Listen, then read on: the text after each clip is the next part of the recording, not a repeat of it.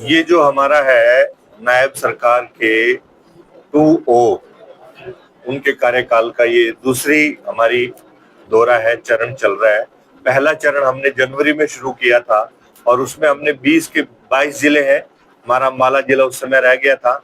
22 के 22 जिलों में जाकर के हमने अधिकारियों के साथ बैठ करके योजना बनाई थी। अधिकारी, समाज सेवी संस्थाएं, धार्मिक, शैक्षणिक सभी संस्थाओं के प्रतिनिधि।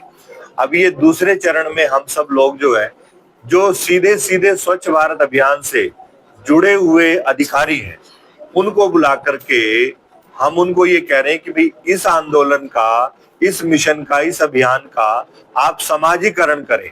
जब तक आप समाजीकरण नहीं करेंगे, यानी सामाजिक जन आंदोलन जब तक आप इसको नहीं बनाएंगे, उसके लिए क्या कर रहे हैं, जैसे ये मीटिंग हमारी ये स्थानीय निकाय विभाग की है, इससे पहले मैं पंचायत विभाग की लेकर के आया हूं।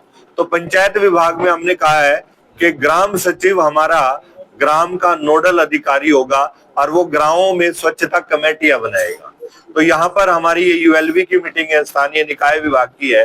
तो इसमें हमने नगर पालिकाओं के सेक्रेटरीज और इससे जुड़े हुए जो हमारे एसआई या सैनिटरी इंस्पेक्टर्स हैं, उन सबको बुलाया है। उनको भी कहा है कि आप अपने अपने वार्ड में वार्ड वाइज स्वच्छता की कमेटियां बनाओ, जिसमें वार्ड का कोई प्रतिष्ठित व्यक्ति, शहर का नामी व्यक्ति, कोई भूतपूर्व सैनिक होगा, कोई प्रिंसिपल होगा, कोई एडवोकेट होगा, कोई डॉक्टर होगा और कोई खिलाड़ी होगा। इस प्रकार के सामाजिक लोगों को जोड़ करके अपने अपने वार्ड की स्वच्छता कमेटियां बनाए और स्वच्छता कमेटी अपने अपने वार्ड में कम से कम महीने में एक बार स्वच्छता अभियान चलाए सामाजिक लोगों के साथ, और उसमें अधिकारी भी शामिल हो। एक चीज तो यह तय हुई है। दूसरी ये तय हुई है कि आज कल हमारे प्रदेश में माननीय मुख्यमंत्री जी ने स्वच्छता पखवाड़ा ये घोषणा की हुई है और ये 21 जून तक चलेगा। तो इस पखवाड़े के तहत डे बाय डे की एक्टिविटी सरकार की ओर से तय है। तो उसमें हमारे सीवर और नाले, इनकी सफाई प्राथमिकता से हो, इस प्रकार का भी आज डायरेक्शन यहाँ संबंधित अधिकारियों को दी गई है, ताकि बरसात के सीजन से पहले सभी नालियों की, सभी शिविरों की, सभी नालों की ठीक से सफाई हो सके और जल ठहराव की समस्या लोगों को ना उठानी पड़े। पार्क की विषय, पार्क क्योंकि एक ऐसा स्थान होता है जहां पर शहर के लोगों का अधिकतर आना जाना रहता है, तो वहां पार्कों की सफाई और पार्कों में शौचालय ये हमारे निरंतर चले, बढ़िया चले, इसकी देखरेख हम सब की हो। इस प्रकार का निर्देश भी आज इस कार्यशाला के माध्यम से दिया गया। माननीय मुख्यमंत्री जी और हमारे जो यूएलबी विभाग के कैबिनेट मंत्री हैं आदरणीय श्री विपुल गोयल जी, दोनों का सख्त निर्देश है, सख्त आदेश है अधिकारियों को कि हम स्वच्छता में कहीं कोई कंप्रोमाइज नहीं करेंगे। तो एजेंसीज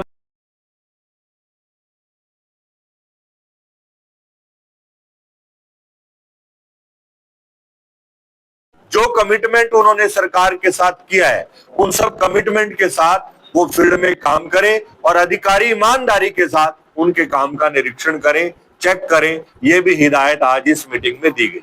अभी हम बैठक में बातचीत कर रहे थे कि लोग जो है अपने समय के अनुसार चाहते हैं कि कूड़ा उठान जो है डोर टू डोर वाला है, लेकिन ऐसा बहुत बार होता रहते कूड़े उठान जो है वो 2-3 दिन तक गाड़ी नहीं आती है। जी जी। लेकिन लोग जो है सड़कों पर फेंकते हैं, नालों में फेंकते हैं। आपको नहीं लगता कि डस्टबिन होना चाहिए पहले जिस तरीके से था जगह जगह पर? पूरे हरियाणा में डस्टबिन तब होता है जब आपके यहाँ डोर टू डोर की व्यवस्था ना हो।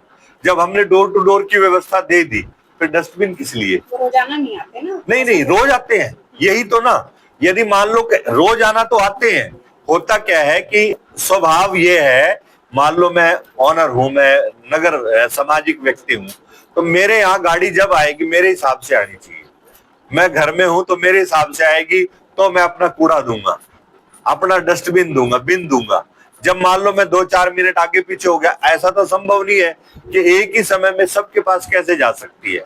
इसके लिए हमें व्यवस्था तो खड़ी करनी पड़ेगी, सहयोग तो देना पड़ेगा। और हरियाणा में कोई हमारी नगर पालिका ऐसी नहीं है जहां डोर टू डोर की व्यवस्था ना हो।